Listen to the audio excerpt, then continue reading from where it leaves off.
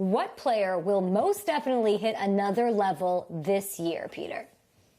Okay, I'm going to go with where Mark Ingram started. I'm going to go to Baltimore with Lamar Jackson taking a giant leap, and I think this player right here, his receiver, Hollywood Brown, is going to come along with him. Guys, we always talk about this AFC divisional loss to the Titans, and we say it with such, the Ravens just didn't have it that day, and they got stopped on fourth down, and maybe Mark Ingram was hurt.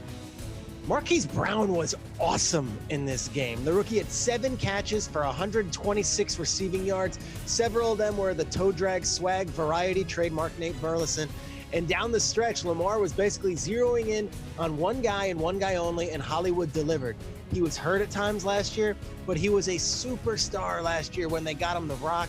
Give him another offseason, get him another year with Lamar, put them in that offense again. I can't wait to see Hollywood Brown. I think he most definitely will have a better sophomore season than he did his rookie year, and his rookie year was pretty darn good.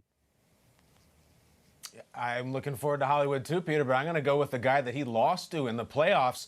Give me A.J. Brown of the Tennessee Titans.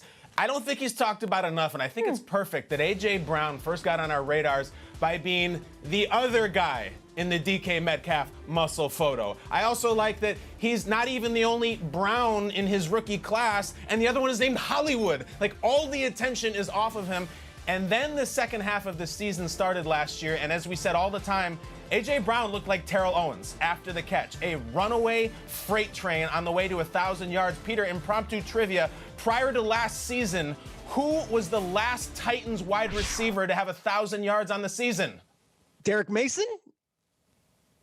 That is not right. It is Kendall Wright. Kendall Wright, who dropped 1,000 in 2013. It doesn't happen much for the Titans. I think it's going to start happening a lot. I love A.J. Brown, and I think he's going to be more of a household name now that Tannehill's locked down and Derrick Henry is back. And not Hollywood, A.J. Brown in Tennessee. That's my guy. Shout out to Kendall Wright. I'm a Kendall Gill guy myself. Yeah. For me, I'm looking at Darius Slayton, okay?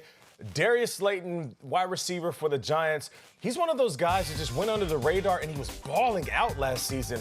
I mean, you know, in that rookie year where we saw the good things out of Daniel Jones, we saw some great things out of Slayton. I think it was tied for first amongst rookies with 8 touchdowns. I mean, in a season where it was supposed to be 2 wide receivers in front of him, you know, Golden Tate, who had set out, and then you had the host of guys that were banged up throughout the season. Slayton remained a constant, and I feel like coming up this season with Joe Judge now being the head coach, who he was the wide receivers coach when Julian Edelman put up career-high numbers, and now you bring in Jason Garrett, who's going to help out with the quarterback position, and Daniel Jones. It seems like all of a sudden this New York Giants offense is revamping, and everybody that was waiting for it to be special, it's going to be more than Saquon, and Darius Slayton is going to be a big part of that.